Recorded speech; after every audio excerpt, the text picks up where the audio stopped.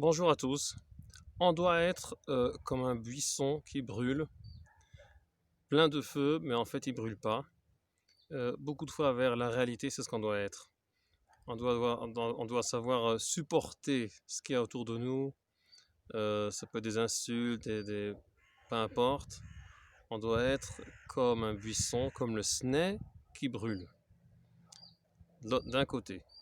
De l'autre côté, on doit savoir qu'il y a des choses qu'on ne comprend pas. C'est un équilibre. Mon cher Rabbeinu, il voit le buisson qui brûle. D'un côté, il n'arrive pas à brûler, il y avait le feu dans le buisson. De l'autre côté, quand on lui commence à parler, il s'écarte, il couvre ses yeux. En fait, il répare le péché, le chet de Hevel. Mon cher Rabbeinu, c'est le descendant spirituel, si vous voulez, de Hevel. Et c'est pas que Cain qui a fait un péché, c'est aussi Hevel.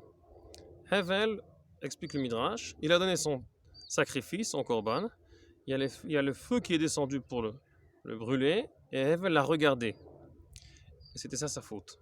C'était pas pour lui de regarder ça. Et le moment qu'il a regardé ça, c'était le péché. Et après ça, c'est Caïn qui l'a tué, mais en fait, c'était déjà de maintenant. La racine était déjà là.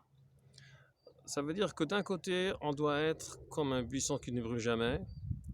Et de l'autre côté, comprendre qu'il y a aussi des limites. Pour l'instant, on doit toujours écarter les limites. Mais on doit savoir qu'il y a des limites.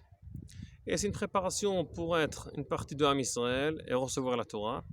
Et mon cher Rabbeinu, pour être un leader qui va gérer tout ça, la naissance de Ham Israël et recevoir la Torah, il doit comprendre ces deux choses-là, et il comprend, et il répare ce que Hevel n'a pas compris, il a regardé un peu trop haut.